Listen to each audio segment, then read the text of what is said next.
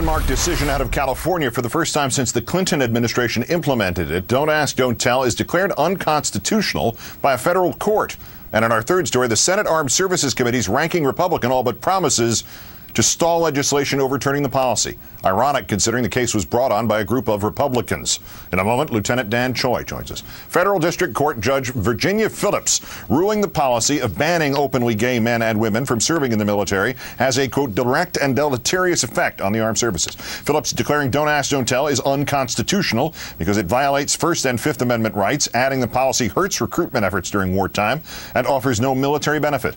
Among those discharged were many with critically needed skills, she writes. According to the government's own data, many of those discharged pursuant to the act had training or education training or specialization in so-called critical skills, including Arabic, Chinese, Farsi, or Korean language fluency, military intelligence, counterterrorism, weapons development, and medicine. The suit was first filed in 2004 by the Log Cabin Republicans, a gay and lesbian advocacy group. The decision will not affect policy immediately. The judge will first draft an injunction with input from the plaintiffs over the next week. The Justice Department can appeal the decision. A spokesman telling the AP the ruling is currently being reviewed by attorneys. For his part, President Obama, who campaigned on the repeal of Don't Ask, Don't Tell, has left it up to Congress to overturn the policy. The House passing a measure to repeal the policy back in May. That legislation currently stalled in the Senate. A spokesman for Senator Harry Reid telling the Wall Street Journal the majority leader would bring the bill to the floor before the midterm elections if he could get past objections from Senator John McCain. Mr. McCain's spokeswoman stating, "This is another example of activist judges usurping the role of the people and their elected officials. This should be a decision for Congress and the president, not appointed, unelected judges," after Congress and the president received the Pentagon report on this issue. Joining me now as promised, Lieutenant Dan Choi, former Army officer and Iraq War combat veteran who was discharged under DADT. He is currently an advisory on the advisory board, a member of that of the American Foundation for Equal Rights, and an outspoken critic of Don't Ask, Don't Tell. Thank you for your time tonight, sir. Great to be with you, Keith. First off, your reaction to this ruling is what? This is a victory.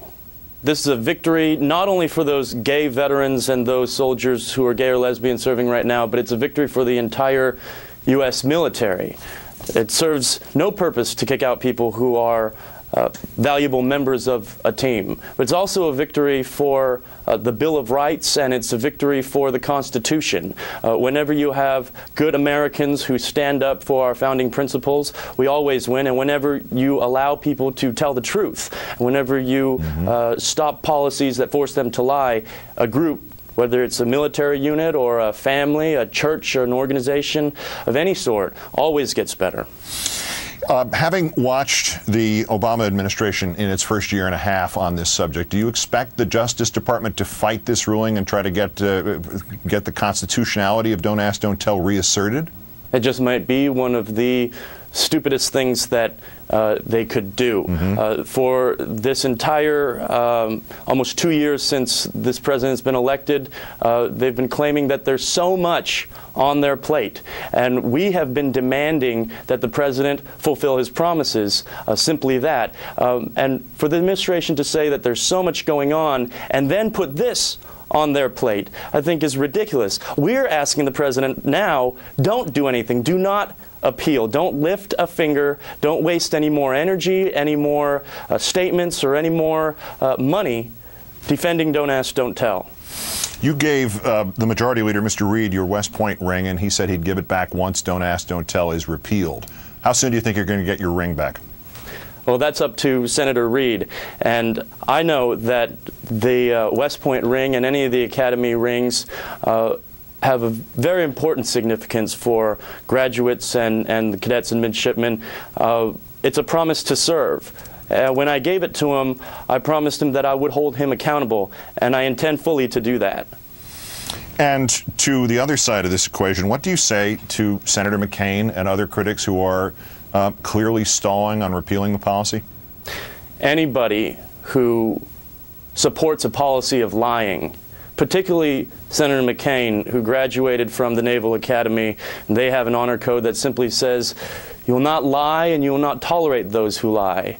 For anybody to do our country such a disservice, it's an absolute disgrace, and it's an insult to the academies. I'm absolutely stunned that he'd be doing this, but let me be really clear about this. It's not just Republicans. It's not just one party. The Democrats also have a responsibility to take action and to take leadership. You know, sometimes, Keith, I feel like I'm an Iraqi civilian. You know, when we were there, I would tell them, and our forces would tell them, you know, yeah, it might not be so easy right now, but isn't this better than Saddam Hussein? Isn't this better? I mean, you don't have electricity, you don't have water, but you know, it was better than back then, right?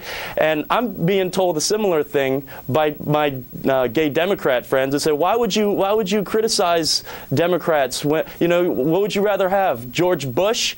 And it's been 2 years now, and they're saying, yeah, you got fired, but you know, he's better than Bush, isn't he? I think it's time for every single one of us, regardless of political party, to realize that if you want to defend the Constitution, if you want to do your duty as a citizen, you stand up and you do what's right. Dan Choi, Iraq war veteran, great thanks for your service there, and in this case, here. Thank you, Keith. Take care.